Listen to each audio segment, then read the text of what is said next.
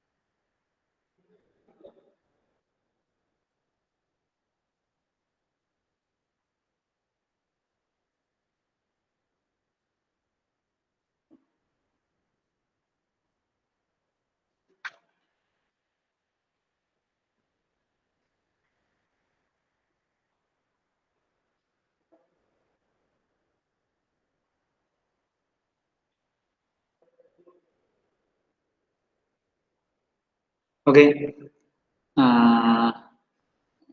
ബാക്കിയുള്ളവർക്ക് ജോയിൻ ചെയ്യും. കുറച്ച് പേർക്ക് ഇന്ന് എക്സാം ഉണ്ട്, അപ്പൊ അതുകൊണ്ടായിരിക്കും. എന്തായാലും നമുക്ക് സ്റ്റാർട്ട് ചെയ്യാം, സമയമായി. ഓക്കെ, ലാസ്റ്റ് ക്ലാസ്സിൽ നമ്മൾ 3 ടൈപ്പ് ഗിയർ ബോക്സ് ആയിരുന്നു പഠിച്ചത്, അല്ലേ? അത് മെയിനായിട്ട് മാനുവൽ ട്രാൻസ്മിഷനുമായിട്ട് റിലേറ്റ് ചെയ്താണ് നമ്മൾ പഠിച്ചത്. അതിനകത്ത് എന്തൊക്കെയായിരുന്നു? ഫസ്റ്റ് വൺ ഇസ് എന്താണ്? സ്ലൈഡിംഗ് മെഷ് ഗിയർ ബോക്സ്, അല്ലേ? സെക്കൻഡ് എന്താണ്? Constant mesh gear box. And third synchronous mesh gear box, synchromesh gear box. അപ്പൊ 3 ടൈപ്പ് ഗിയർ ബോക്സ് നമ്മൾ പഠിച്ചു. ഇനി നെക്സ്റ്റ് ക്ലാസിഫിക്കേഷൻ വരുന്നതാണ് എപ്പിസൈക്ലിക് ഗിയർ ബോക്സ്. അപ്പൊ അതെന്താണ് നമുക്ക് നോക്കാം. അപ്പൊ ഒരു ഫിഗറിൽ കാണുന്നുണ്ട്, ഈ കാണുന്നതാണ് എപ്പിസൈക്ലിക് ഗിയർ ബോക്സ്. ഇവിടെ മെയിൻ ആയിട്ട് നമുക്ക് 3 ടൈപ്പ് ഗിയേഴ്സ് നമ്മൾ ഉപയോഗിക്കുന്നുണ്ട് ഇവിടെ. ഒന്ന് നടുക്ക് കാണുന്ന ഗിയർ, ഇതാണ് സൺ ഗിയർ എന്ന് പറയും. ഇതിനെയാണ് നമ്മൾ സൺ ഗിയർ എന്ന് പറയും. Sun gear.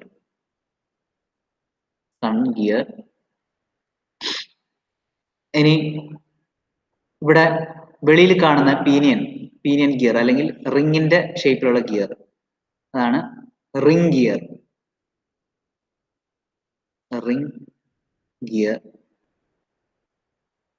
ഇനി ഇവിടെ കാണുന്ന 3 ഈ ഇതും അതാണ് പ്ലാനറ്റ് ഗിയർ. പ്ലാനറ്ററി ഗിയേഴ്സ് ആണ്, പ്ലാനറ്റ് ഗിയർ എന്നും പറയാം. Planet gears. ഇനി പ്ലാനറ്റ് ഗിയേഴ്സ് നമുക്ക് നോക്കുകയാണെങ്കിൽ കാണാം. Planet gears will be always in mesh with the ring gear and sun gear, അല്ലെ? അപ്പൊ അങ്ങനെ ഇത് രണ്ടും തമ്മിൽ മെഷ് ചെയ്തിട്ടുണ്ടാവും. ഇനി ഈ പറഞ്ഞ പ്ലാനറ്റ് ഗിയേഴ്സ് ഇവിടെ 3 ഉണ്ട്. ഈ പ്ലാനറ്റ് ഗിയേഴ്സ് തമ്മിൽ കണക്ട് ചെയ്തേക്കുന്ന ഒരു പോർഷൻ, അതിനെയാണ് നമ്മൾ കാരിയർ എന്ന് പറയും. Planet career. Planet career.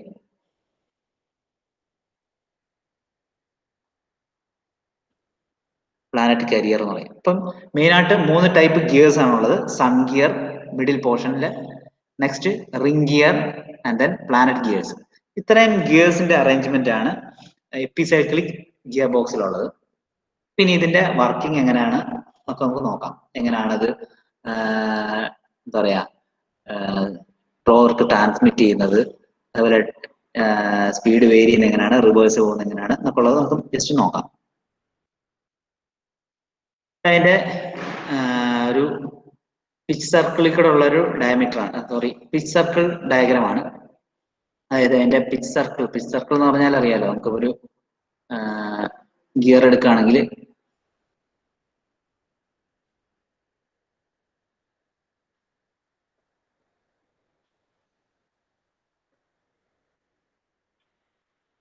Gear ഉണ്ട്, ഇതേപോലെ ഇതിനെ മെഷ് ചെയ്തുകൊണ്ട് വേറൊരു ഗിയർ ഉണ്ടാവും.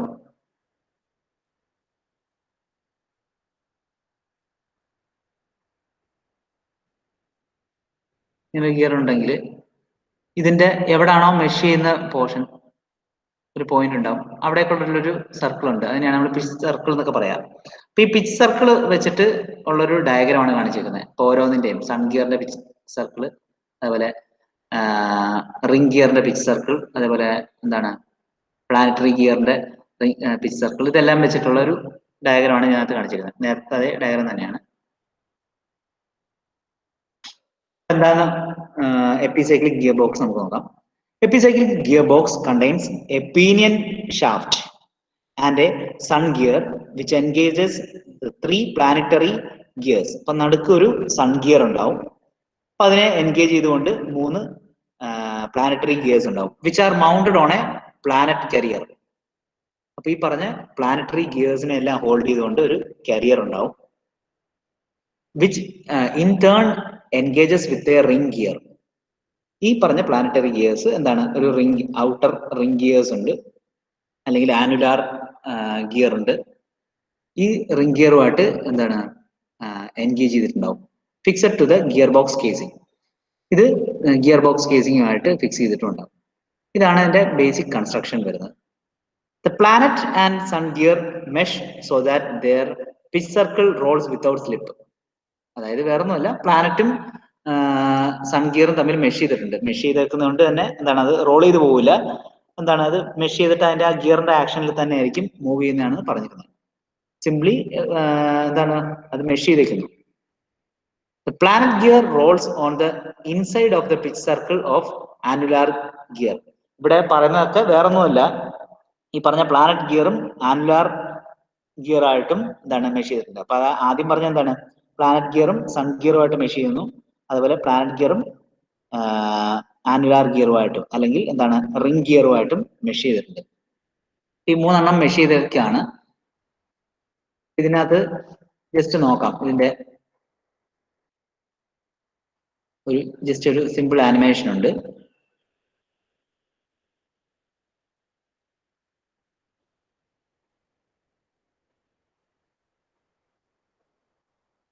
എപ്പിസൈക്ലിക് ഗിയർ ബോക്സിന്റെ ഈ കാണുന്നതാണ് ആനുലാർ റിംഗ്, ഈ ബ്രൗൺ കളറിൽ കാണുന്നതാണ് ആനുലാർ റിംഗ്. ഇനി നടുക്ക് കാണുന്നതാണ് സൺ ഗിയർ, ഇവിടെ ഉള്ളതാണ് ഓരോന്ന് പ്ലാനറ്ററി ഗിയേഴ്സ്.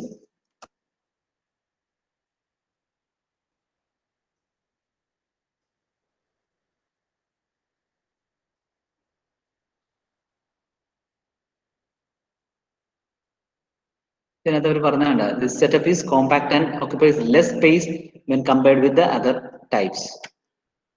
ചെറിയ സ്പേസിൽ നമുക്ക് പ്രൊവൈഡ് ചെയ്യാൻ കഴിയും ഇങ്ങനത്തെ ഒരു ഗിയർ ബോക്സ്. ഇതിനകത്ത് മെയിൻ 3 കാര്യങ്ങൾ എന്തൊക്കെയാണ്, സൺ ഗിയർ, അതുപോലെ planet gear and ring gear. നടുക്ക് കാണുന്ന പോർഷനാണ് സൺ ഗിയർ,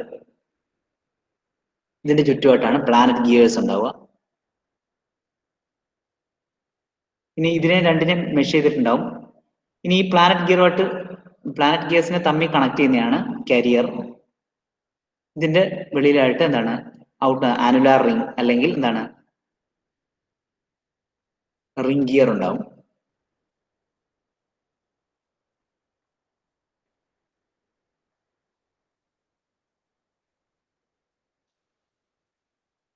സ്പീഡ് റിഡക്ഷൻ ഒക്കെ വരുന്നത് എങ്ങനെയാണെന്നുള്ളതാണ് പറയുന്നത്. ഇതിനകത്ത് നമുക്ക് ഇൻപുട്ട് ഏതെങ്കിലും ഒരെണ്ണം 3 ടൈപ്പ് ഗിയേഴ്സ് ഉണ്ടെന്ന് നമ്മൾ പറഞ്ഞു. സൺ ഗിയർ ഉണ്ട്, പിന്നെന്തായിരുന്നു നടുക്ക് കാണുന്ന സൺ ഗിയർ, ഔട്ടർ സർഫസിൽ കാണുന്ന എന്താണ് റിംഗ് ഗിയർ, പിന്നെ ഇതിന്റെ നടുക്കായിട്ടുള്ള 3 പ്ലാനറ്റ് ഗിയേഴ്സ് ഉണ്ട്. ഈ 3 ഏതെങ്കിലും ഒരെണ്ണത്തിനെ നമ്മൾ ഇൻപുട്ടായിട്ട് വെക്കുന്നു, ഒരെണ്ണത്തിനെ ഔട്ട്പുട്ടായിട്ടും വെക്കുന്നു, ഒരെണ്ണത്തിനെ റിയാക്ഷൻ മെമ്പർ ആയിട്ടും വെക്കുന്നു. അങ്ങനെ അതിനനുസരിച്ച് അതിന്റെ മാറ്റം തിരിച്ചും മറിച്ചും മാറ്റുന്നതിനനുസരിച്ച് ഈ പറഞ്ഞ പോലെ എന്താ പറയാ സ്പീഡ് കൂടുകയും കുറയുകയും ഒക്കെ ചെയ്യും. ഇൻപുട്ട് ആയിട്ട് ഒരെണ്ണം വെക്കുന്നു, അതാണ് നമ്മൾ ഡ്രൈവിംഗ് മെമ്പർ എന്ന് പറയാം. ഇനി ഔട്ട്പുട്ട് ആയിട്ട് വെക്കുന്നതിനെ നമ്മൾ ഡ്രിവൺ മെമ്പർ എന്ന് പറയും. അവിടുന്നായിരിക്കും എന്താണ് ഔട്ട്പുട്ട് എടുക്കുക. ഇനി നെക്സ്റ്റ് ഏതെങ്കിലും ഒരെണ്ണത്തിന് നമ്മൾ സ്റ്റേഷനറി ആയിട്ട് വെക്കും, അനക്കാതെ വെക്കും, അതിനെയാണ് നമ്മൾ റിയാക്ഷൻ മെമ്പർ എന്ന് പറയും. അതിന്റെ നമുക്ക് വേറെ ഒരു വീഡിയോ കാണുമ്പോൾ മനസ്സിലാവും.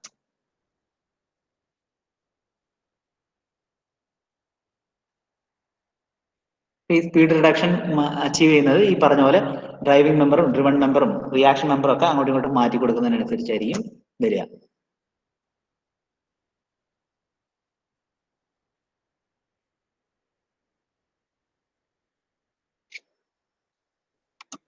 ഇനി ഒരു മെമ്പറും ഫിക്സ് ചെയ്തിട്ടില്ലെങ്കിൽ എല്ലാം റൊട്ടേറ്റ് ചെയ്യുകയാണെങ്കിൽ പവർ ട്രാൻസ്മിറ്റ് ചെയ്യുന്നില്ല. ഏതെങ്കിലും ഒരെണ്ണം ഫിക്സ് ചെയ്യണം. അതിനെയാണ് നമ്മൾ ന്യൂട്രൽ ഗിയർ എന്ന് പറയാം.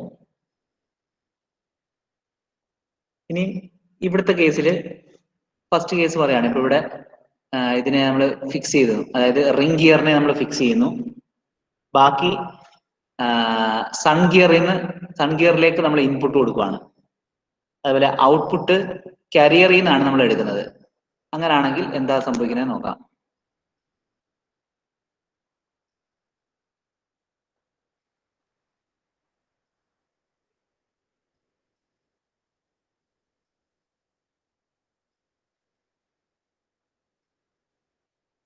ഇങ്ങനെ ആയിരിക്കും അതിന്റെ റൊട്ടേഷൻ വരിക.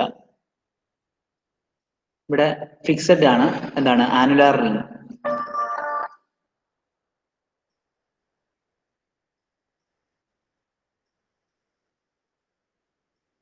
ഇനി നെക്സ്റ്റ് ഇതിന്റെ സൺ ഗിയറിനെയാണ് ഫിക്സഡ് ആക്കുന്നത്.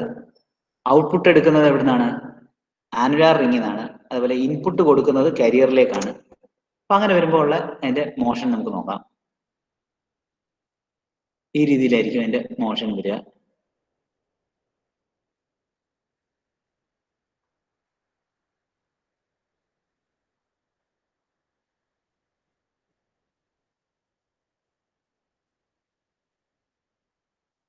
ഇനി റിവേഴ്സ് നടത്തുന്ന എങ്ങനെയാണെന്ന് നോക്കാം. അവിടെ കരിയറിനെ നമ്മൾ ഫിക്സ് ചെയ്യുന്നു. നമുക്ക് ഇൻപുട്ട് കൊടുക്കുന്നത് നോക്കും, സൺ ഗിയർ റൊട്ടേറ്റ് ചെയ്യുന്ന ഡയറക്ഷൻ ശ്രദ്ധിക്കുക. അതുപോലെ ഔട്ട്പുട്ട് വരുന്നത് എന്താണ്? ആനുലാർ റിംഗ് ആണ്, അല്ലെങ്കിൽ റിംഗ് ഗിയർ ആണ്. അതിന്റെ ഡയറക്ഷൻ ശ്രദ്ധിക്കുക, ഓപ്പോസിറ്റ് ഡയറക്ഷൻ ആണ്. ഇനി ഡയറക്റ്റ് ഡ്രൈവ് എന്ന് പറഞ്ഞാൽ നമുക്ക് ഒരു ഇൻപുട്ട് കൊടുക്കുകയാണെങ്കിൽ അതേ സ്പീഡിൽ തന്നെ ഔട്ട്പുട്ടും കിട്ടുക. അപ്പൊ അതിനാണ് ഡയറക്റ്റ് ഡ്രൈവ് എന്ന് പറയാം. അപ്പൊ അതെങ്ങനെയാണ് പോസിബിൾ ആവുന്നത് നോക്കാം. അങ്ങനെ ചെയ്യണമെങ്കിൽ 2 മെമ്പേഴ്സിനെ നമ്മൾ എന്താണ് ലോക്ക് ചെയ്യുന്നു. അതെങ്ങനെയാണെന്ന് കാണാം നമുക്ക്.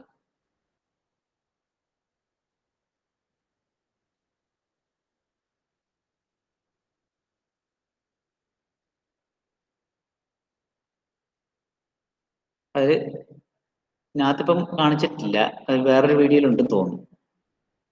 ഓക്കെ, അപ്പൊ അതിനകത്ത് വേറൊന്നുമല്ല, നമ്മുടെ മെയിനായിട്ട് സൺ ഗിയറിനെയും അതേപോലെ ആനുലാർ റിംഗിനെയാണ് നമ്മൾ ലോക്ക് ചെയ്യുക. അപ്പൊ അത് രണ്ടും ഒരുമിച്ചായിരിക്കും മൂവ് ചെയ്യുക. ഇനി ഓട്ടോമാറ്റിക് ട്രാൻസ്മിഷൻ സാധാരണഗതിയിൽ വരുന്ന ഹൈ പെർഫോമൻസ് കാറിലൊക്കെ ഉള്ള ഓട്ടോമാറ്റിക് ട്രാൻസ്മിഷനിൽ നമ്മൾ ചെയ്യുന്നതെന്ന് വെച്ചാൽ ഈ ഒരു സെറ്റ് അല്ല, ഒരു 3 സെറ്റെങ്കിലും പ്ലാനറ്ററി ഗിയേഴ്സ് നമ്മൾ ഉപയോഗിക്കും. അതായത് ഇതിന് പാരലായിട്ട് വേറെ സെറ്റ് ഓഫ് പ്ലാനറ്ററി ഗിയേഴ്സ് നമ്മൾ ഉപയോഗിക്കുന്നു. അതുവഴിയാണ് ഓട്ടോമാറ്റിക് ട്രാൻസ്മിഷൻ നടക്കുന്നത്. അതൊക്കെ നമുക്ക് വഴിയെ കാണാം. ഓക്കെ,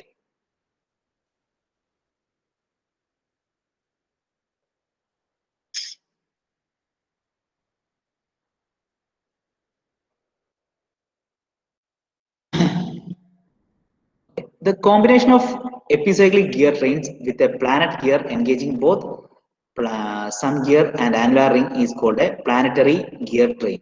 ഈ പറഞ്ഞ ഒരു കോമ്പിനേഷൻ ആണ്, ഈ കോമ്പിനേഷൻ സെറ്റ് അതിനെയാണ് നമ്മൾ പ്ലാനറ്ററി ഗിയർ ട്രെയിൻ എന്ന് പറയും. Different speed ratios R obtained on epicyclic gear train. ഇതുവഴി നമുക്ക് പല സ്പീഡ് റേഷ്യോസ് അച്ചീവ് ചെയ്യാം. അതുവഴിയാണ് നമ്മൾ ഈ ഗിയർ മാറ്റുന്ന പോലെ തന്നെ പല പല സ്പീഡ് റേഷ്യോസ് നമുക്ക് ഒബ്റ്റൈൻ ചെയ്യാം. Similarly direct gear ratio is obtained by locking planet carrier. ഈ പറഞ്ഞ പോലെ ഡയറക്റ്റ് ഡ്രൈവ് കൊടുക്കുന്ന കേസ് നമ്മൾ കണ്ടായിരുന്നു. അപ്പൊ അവിടെ ചെയ്ത എന്താണ്, ഡയറക്റ്റ് ഗിയർ റേഷ്യോ ആണ് കിട്ടുന്നത്. അതെങ്ങനെയാണ്? By locking planet carrier. കരിയറിനെ ലോക്ക് ചെയ്യുന്നു. കരിയർ എന്ന് പറഞ്ഞാൽ എന്തായിരുന്നു? പ്ലാനറ്ററി ഗിയേഴ്സ് 3 ഉണ്ടായിരുന്നു. അതിനെ തമ്മിൽ കണക്ട് ചെയ്തുകൊണ്ടുള്ള ഒരു എക്സ് ഷേപ്പിൽ ഉണ്ടായിരുന്ന ഒരു സാധനമായിരുന്നു, അതായിരുന്നു കരിയർ. അപ്പൊ അതിനെ ലോക്ക് ചെയ്യുമ്പോഴാണ് നമുക്ക് ഡയറക്റ്റ് എന്താ പറയാ ഇൻപുട്ട് അല്ലെങ്കിൽ ഡയറക്റ്റ് ഗിയർ റേഷ്യോ കിട്ടുക. ഇനി epicyclic gears are much useful for transmitting high velocity ratios. ഈ പറഞ്ഞ പോലെ ഈ എപ്പിസൈക്ലിക് ഗിയേഴ്സ് ഉപയോഗിച്ച് നമുക്ക് എന്താണ് ഹൈ വെലോസിറ്റി റേഷ്യോസ് നമുക്ക് അച്ചീവ് ചെയ്യാൻ കഴിയുന്നു. ഇനി ഇതിന്റെ മെയിൻ ആയിട്ട് വരുന്ന അഡ്വാൻറ്റേജസ് എന്തൊക്കെയാണ്? Advantages: instead of having the load on one pair of gears, it is distributed over several gear wheels.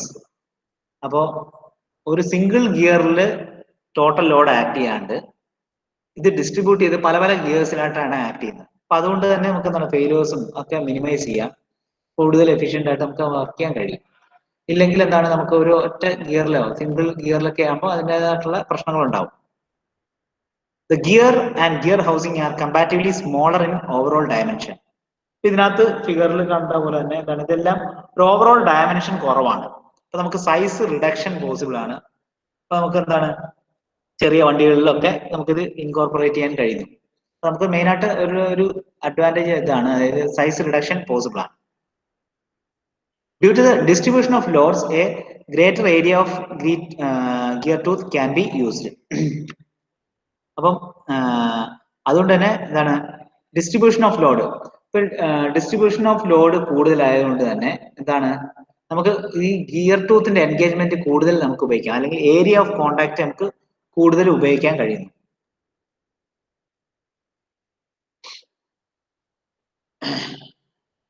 ഇനി നെക്സ്റ്റ് വരുന്നു automatic gear box. Automatic gear ബോക്സിൽ ഇപ്പം നമ്മൾ 3 ക്ലാസിഫിക്കേഷൻ ആണെന്ന് പറഞ്ഞു. എന്തൊക്കെയായിരുന്നു? ഫസ്റ്റ് മാനുവൽ ട്രാൻസ്മിഷൻ, സെക്കൻഡ് എന്താണ് എപ്പിസൈക്ലിക്, തേർഡ് ആണ് ഓട്ടോമാറ്റിക്. ഇപ്പോൾ ഓട്ടോമാറ്റിക്കില് വരുന്ന 2 ഉണ്ട്. ഓട്ടോമാറ്റിക്കിനകത്താണ് എന്തൊക്കെയാ വരുന്നത്? ഹൈഡ്രോമാറ്റിക് ഗിയർ ബോക്സ്, അതുപോലെ ടോർക്ക് കൺവേർട്ടർ ഗിയർ ബോക്സ്, ഇങ്ങനെ 2 വരുന്നുണ്ട്.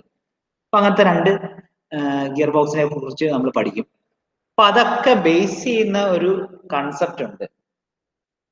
അത് ബേസ് ചെയ്യുന്ന കൺസെപ്റ്റ് ആണ് ഫ്ലൂയിഡ് കപ്ലിംഗ്. ഫ്ലൂയിഡ് കപ്ലിംഗ് എന്ന് പറഞ്ഞ ഒരു കൺസെപ്റ്റ് വരുന്നുണ്ട്, അല്ലെങ്കിൽ hydrodynamic fluid coupling, fluid flywheel എന്നൊക്കെ നമ്മൾ പറയും.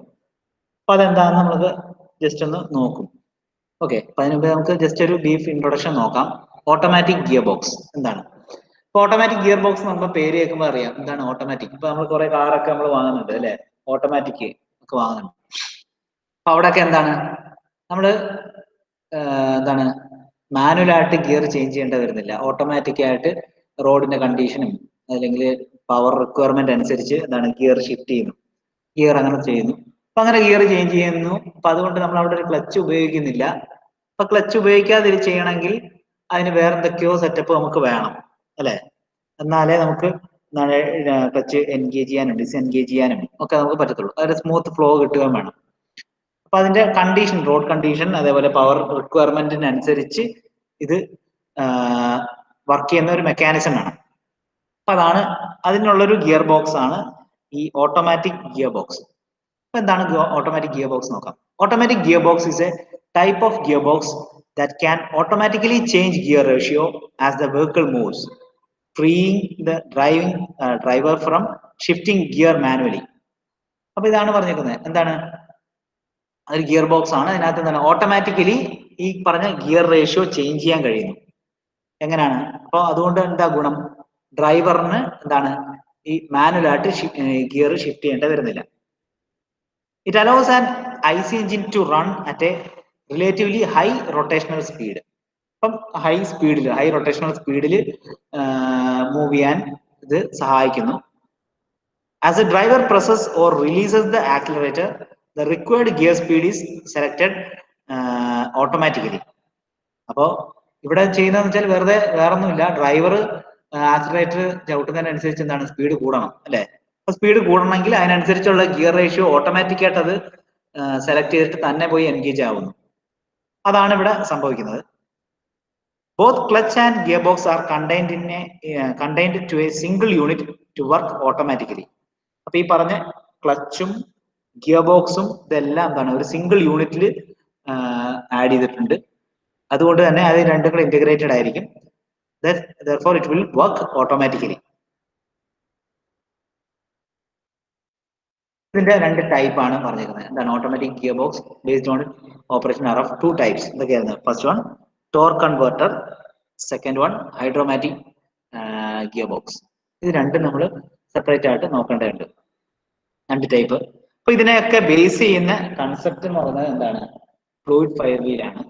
അപ്പൊ അതെന്താണെന്ന് ആദ്യം നമുക്ക് നോക്കണം.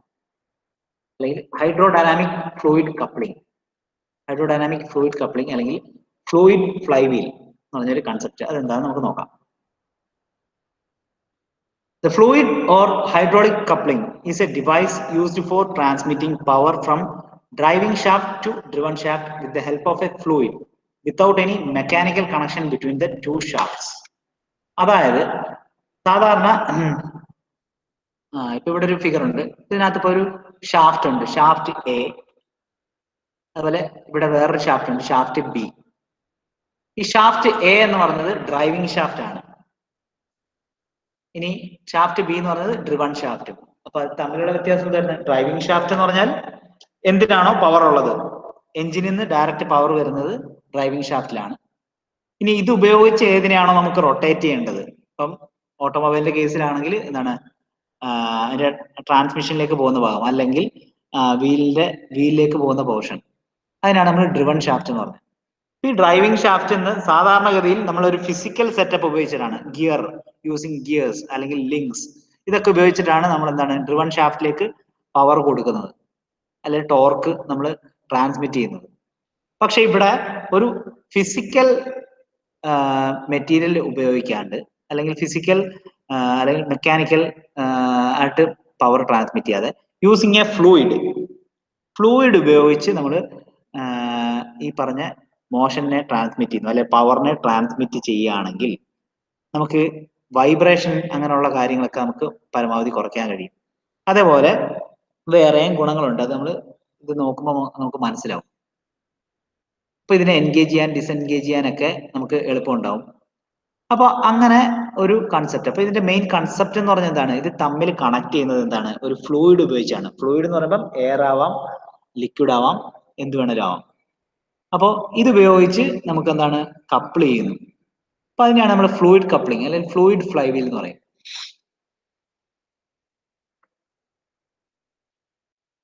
അപ്പം അതിന്റെ construction, it consists of a radial pump impeller mounted on a driving shaft A and radial flow reaction turbine mounted on driven shaft B.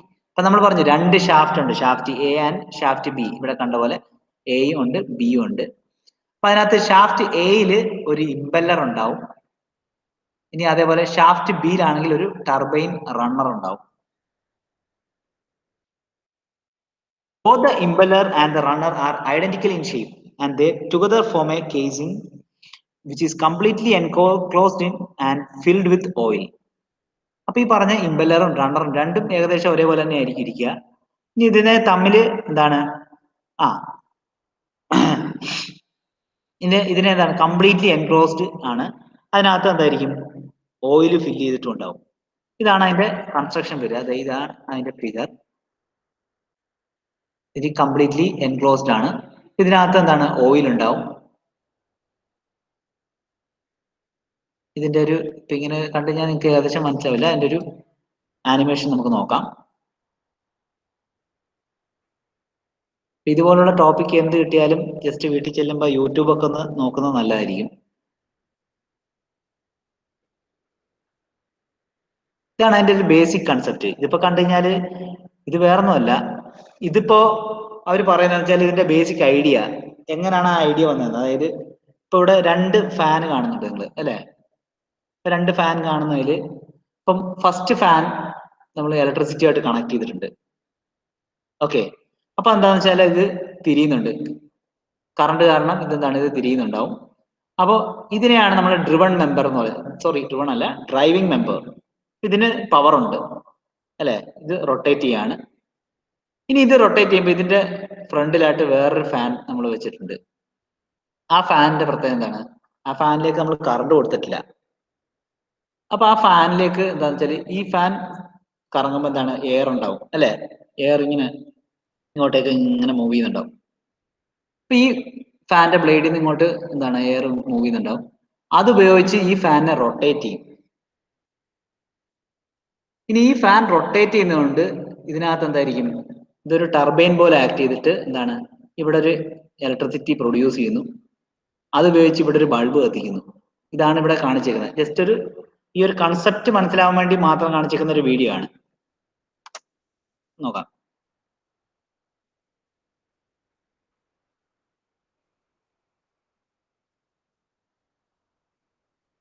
ഇങ്ങനെ ഒരു ബൾബ് കത്തുന്നു.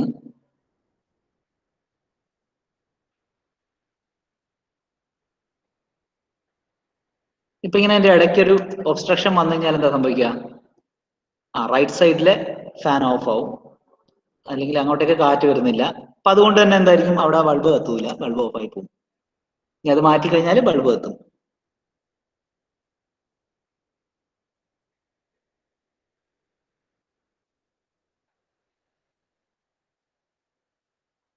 ഇതേ കൺസെപ്റ്റ് ആണ് നമ്മൾ വരുന്നത്.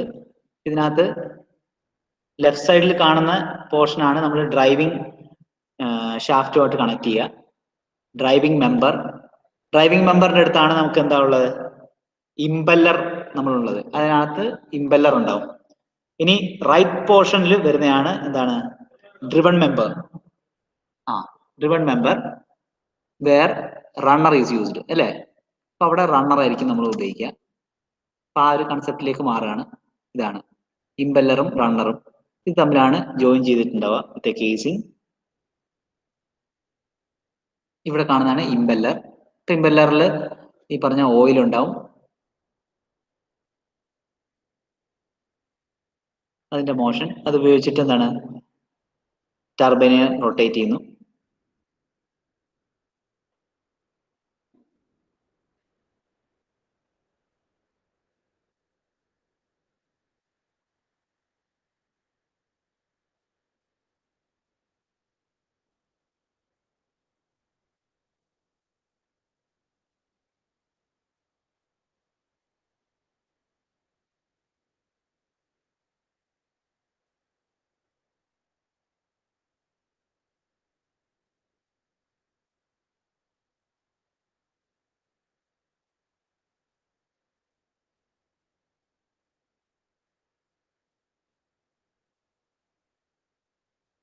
ഇതാണിപ്പം ഇതിന്റെ ഇൻപുട്ടും ഔട്ട്പുട്ടും ആണ് പറയുന്നത്. ഇതിപ്പോ ആണെങ്കിൽ അവിടെ ഹോൾഡ് ചെയ്ത് കഴിഞ്ഞാൽ അവിടെ നിൽക്കും.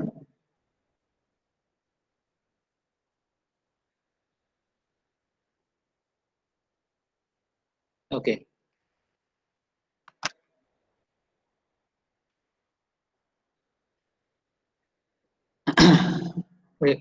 Coming back to the working.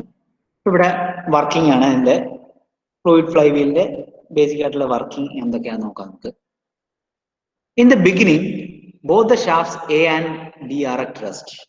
2 shaft ഉണ്ടായിരുന്നു. എന്തായിരുന്നു, driving shaft connected to the impeller, driven shaft B connected to the runner. Both are at rest. ഇനി when the driving shaft A is rotated, the oil starts moving from the inner radius to the outer radius of the pump impeller. ഇനി shaft A left സൈഡിൽ കണ്ടിരുന്ന shaft rotate ചെയ്ത് തുടങ്ങുകയാണ്. അത് rotate ചെയ്ത് തുടങ്ങുമ്പോൾ എന്താ സംഭവിക്കുന്നത് വെച്ചാൽ സെൻട്രിഫ്യൂഗൽ ഫോഴ്സ് ഉപയോഗിച്ച് എന്താണ് അതിനകത്ത് ഉണ്ടായിരുന്ന ഓയിൽ എല്ലാം എന്താണ് റേഡിയലി ഔട്ട്വേർഡ്സ് എന്താണ് മൂവ് ചെയ്യും അല്ലെ. അങ്ങനെ മൂവ് ചെയ്യുന്നു.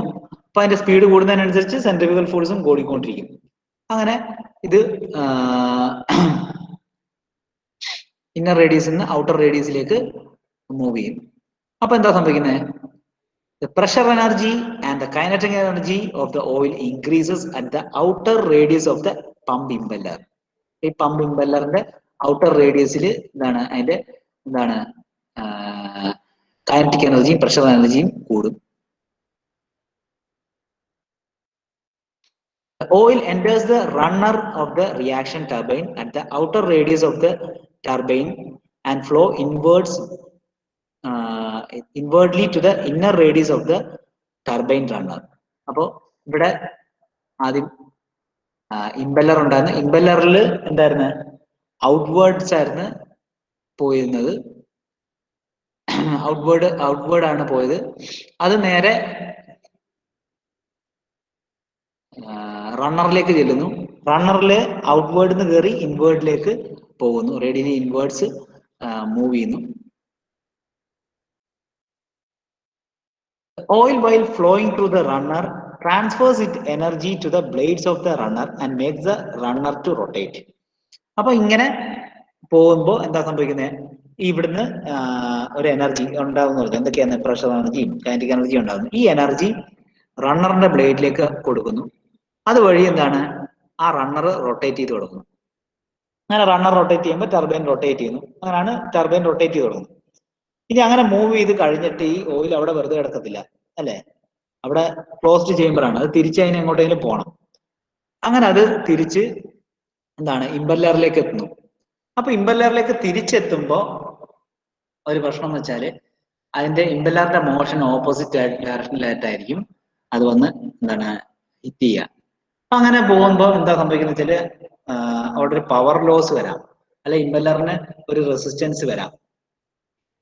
അപ്പൊ അങ്ങനെ വരുമ്പോ അതിനെ എയ്ഡ് ചെയ്യാൻ വേണ്ടി, അല്ലെങ്കിൽ അതിന്റെ ഡയറക്ഷൻ ഒന്ന് ചേഞ്ച് ചെയ്ത് കൊടുക്കാൻ വേണ്ടി നമ്മൾ എക്സ്ട്രാ ഇതിന്റെ നടുക്ക് ഒരു സെറ്റപ്പ് ആഡ് ചെയ്യും.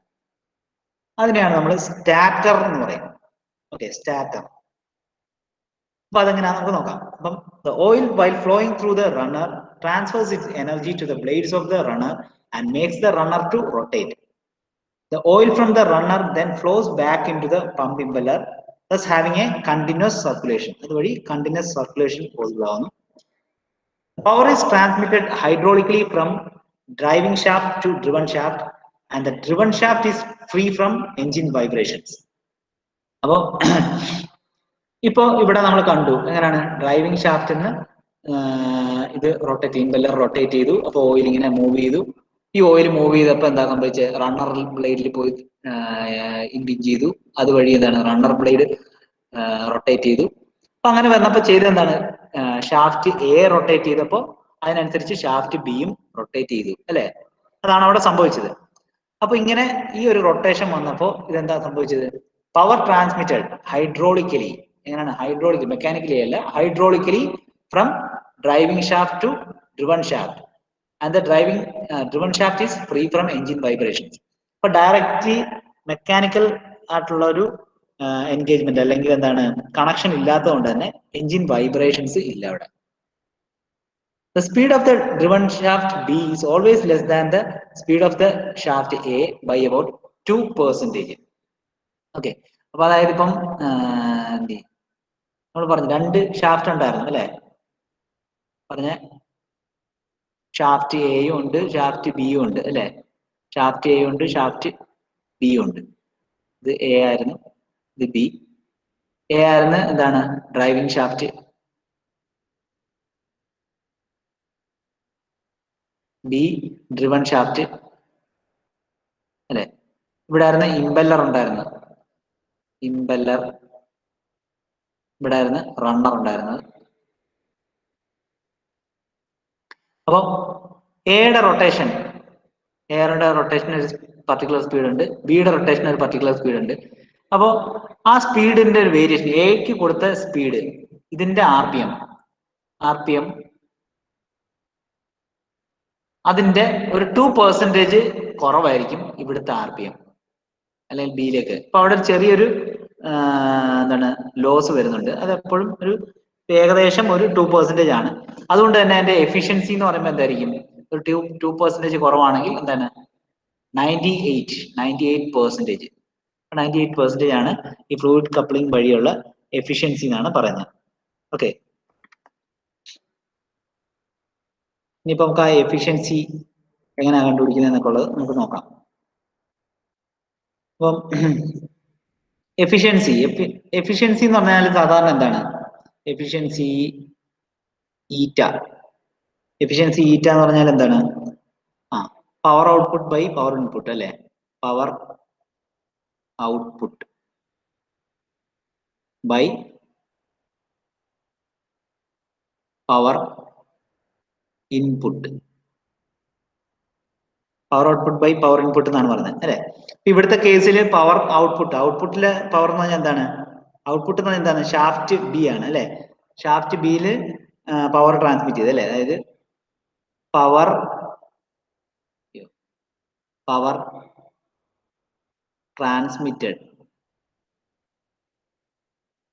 transmitted to shaft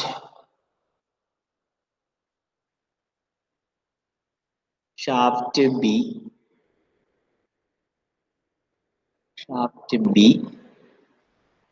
അതാണ് പവർ ഔട്ട്പുട്ട്. ഇനി ഇൻപുട്ട് എന്ന് പറഞ്ഞാൽ എന്തായിരുന്നു, ഡ്രൈവിംഗ് മെമ്പറിലെ power available at driving member, അതായത് പവർ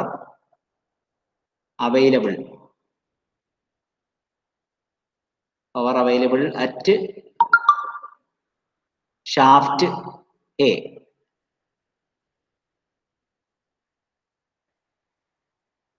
ഇനി നമുക്കിപ്പം അങ്ങനെയാണെങ്കിൽ നമ്മൾ പറയുന്നു ഷാഫ്റ്റ് എയുടെ സ്പീഡ് എന്ന് പറഞ്ഞാൽ ഇപ്പം സപ്പോസ് ഇപ്പോ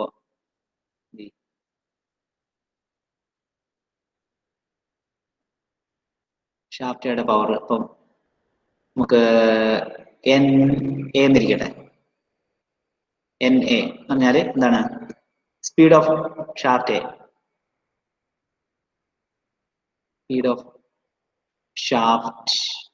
എ എന്നിരിക്കട്ടെ. ഇനി അതേപോലെ T A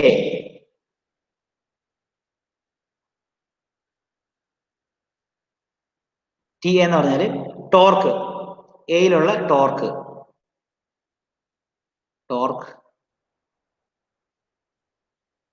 at shaft A.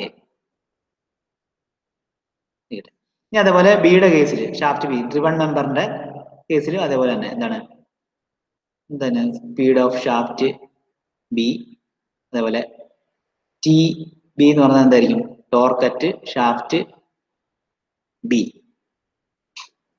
അങ്ങനെയാണെങ്കിൽ പവറിന്റെ സാധാരണ ഉള്ള റിലേഷൻ എന്ന് പറഞ്ഞാൽ എന്താണ്, പവർ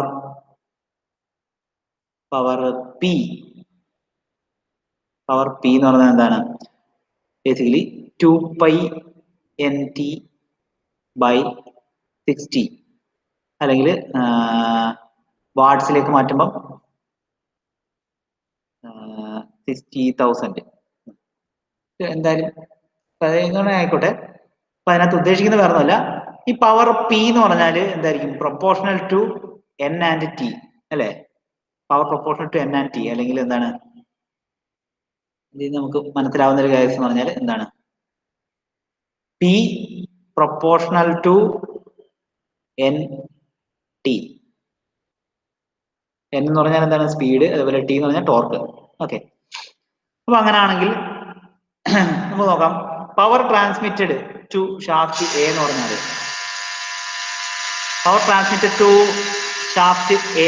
എന്താണ്, പി എ നമുക്ക് റെപ്രസെന്റ് ചെയ്യാം. അപ്പോ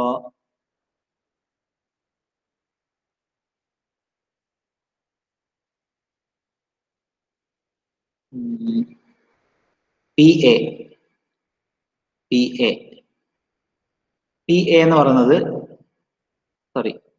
പി എന്ന് പറഞ്ഞാൽ ഇത് പ്രകാരം എന്തായിരിക്കും, പ്രൊപ്പോർഷണൽ ടു NA/TA അല്ലെ. ഇനി അതുപോലെ പവർ ട്രാൻസ്മിറ്റഡ് PB, അതായത് ഷാഫ്റ്റ് ബിയിൽ ട്രാൻസ്ഫർ ചെയ്ത പവർ എന്ന് പറഞ്ഞാൽ എന്തായിരിക്കും? Which will be proportional to NB/TB ആണല്ലോ. അപ്പൊ അങ്ങനെ ആണെങ്കിൽ ഈ രണ്ട് റിലേഷൻ നമ്മൾ എന്താണ് ഡിവൈഡ് ചെയ്യുകയാണെങ്കിൽ നമുക്ക് എന്ത് കിട്ടും? അല്ലെങ്കിൽ ഈറ്റ ഈ പറഞ്ഞ സാധനം അതാണ് ഈ പറഞ്ഞ എഫിഷ്യൻസി. എഫിഷ്യൻസി എന്ന് പറഞ്ഞാൽ എന്താണ്? Power output by power input, അതായത് power transmitted to shaft B by power transmitted at shaft A. അപ്പൊ ഷാഫ്റ്റ് എ എന്ന് പറയുന്നത് എന്താണ്? ഈ പറഞ്ഞ സാധനം PA. ഇനി ഇതെന്ന് പറഞ്ഞാൽ എന്താണ്? PB. അപ്പൊ അങ്ങനെ വരുമ്പം ഈ റിലേഷൻ എന്തായിരിക്കും വരിക? Eta will be equal to NB/TB by NA/TA. ഇങ്ങനെ വരുന്നു. ഓക്കെ. ഇനി രണ്ടിടത്തെയും ടോർക്ക് സെയിം ആണെങ്കിൽ, അതായത് ഡ്രൈവിംഗ് മെമ്പറിന്റെയും ഡ്രിവൺ ഷാഫ്റ്റിന്റെയും ടോർക്ക് സെയിം ആണെങ്കിൽ എന്തായിരിക്കും വരിക? അതായത് TA ഈക്വൽ ടു TB ആണെങ്കിൽ എന്തായിരിക്കും വരിക? ഇത് തമ്മിൽ അടിച്ചു പോയി കഴിഞ്ഞാൽ നമുക്ക് അവസാനം ഈറ്റയുടെ റിലേഷൻ അല്ലെങ്കിൽ എഫിഷ്യൻസി എന്ന് പറഞ്ഞതായിരിക്കും efficiency which will be equal to NB by NA. അപ്പം efficiency of a fluid flywheel NB by NA. ഇത് നിങ്ങൾ നേരത്തെ ഓൾറെഡി പഠിച്ചിട്ടുള്ള കാര്യങ്ങളായിരിക്കും. ഓക്കെ, ജസ്റ്റ് ഒന്ന് ബ്രീഫ് ചെയ്ത് പറഞ്ഞേ ഉള്ളൂ. ഇതാണ് ഫ്ലൂയിഡ് ഫ്ലൈവീലിന്റെ എഫിഷ്യൻസിയുടെ. ഇപ്പൊ ഈ ഇത്തരം കാര്യങ്ങൾ നോക്കിയാൽ മതി, ഇതിൽ കൂടുതലുള്ള ഡെറിവേഷൻ ഒന്നും നമ്മൾ നോക്കണമെന്നില്ല. Okay, next slip. ഓക്കെ, അയ്യോ ടൈം കഴിഞ്ഞാ. ജസ്റ്റ് സ്ലിപ്പ് കൂടെ ഒന്ന് പറഞ്ഞേക്കാം. Okay, slip. ഇപ്പൊ എന്താണ് സ്ലിപ്പ് എന്ന് നമുക്ക് നോക്കാം. അപ്പോ നമ്മൾ പറഞ്ഞു ഡ്രൈവിംഗ് ഷാഫ്റ്റ് റൊട്ടേറ്റ് ചെയ്യുന്ന സ്പീഡ്, അപ്പൊ അതിന്റെ ഒരു 2% കുറവൊക്കെ കിട്ടത്തുള്ളൂ എന്താണ് ഡ്രിവൺ ഷാഫ്റ്റിന് എന്നൊക്കെ നമ്മൾ പറഞ്ഞു അല്ലെ. പിന്നെ ഡ്രൈവിംഗ് ഷാഫ്റ്റിന്റെ സ്പീഡാണ് NA, ഡ്രിവൺ ഷാഫ്റ്റിൻ്റെത് NB. അപ്പൊ അങ്ങനെയാണെങ്കിൽ സ്ലിപ്പ് എന്ന് പറഞ്ഞാൽ എന്തായിരിക്കും? സ്ലിപ്പ് എന്ന് പറഞ്ഞാൽ ഇതിന്റെ ഒരു ഡിഫറൻസ് ആണ്. ഡിഫറൻസ് ഡിവൈഡഡ് ബൈ ഡ്രൈവിംഗ് മെമ്പറിന്റെ, അതായത് ratio of difference of speed of driving and driven shaft. അപ്പൊ ഡ്രൈവിംഗ് ഷാഫ്റ്റിന്റെ സ്പീഡ് എന്ന് പറഞ്ഞാൽ എന്താണ്? ഡ്രൈവിംഗ് ഷാഫ്റ്റിന്റെ സ്പീഡ് എന്ന് പറഞ്ഞാൽ NA. ഇങ്ങനെ എഴുതിയാൽ മനസ്സിലാവില്ല.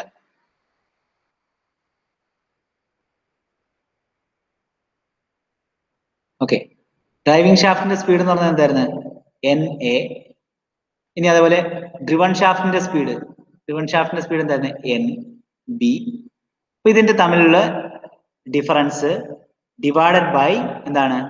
ഈ പറഞ്ഞ ഡ്രൈവിംഗ് ഷാഫ്റ്റ്. അതാണ് ഈ പറഞ്ഞിരിക്കുന്നത് slip equal to NA minus NB by NA. അപ്പൊ അതിനെ നമ്മളൊന്ന് റീഅറേഞ്ച് ചെയ്യുമ്പോൾ എന്താണ്? 1 മൈനസ് NB ബൈ NA. ഇനി NB ബൈ NA എന്ന് പറഞ്ഞത് ഈറ്റയാണ്, നമ്മൾ നേരത്തെ കണ്ടു. അപ്പൊ അതിനകത്ത് നിന്ന് നമുക്ക് റിലേഷൻ കിട്ടി. എന്താണ്? സ്ലിപ്പ് ഈക്വൽ ടു എന്താണ്? Slip will be equal to 1 minus eta. Okay, അപ്പൊ നമുക്ക് സെഷൻ വൈൻഡപ്പ് ചെയ്യാൻ സമയമായോ? വൈൻഡപ്പ് ആയി. ഓക്കെ.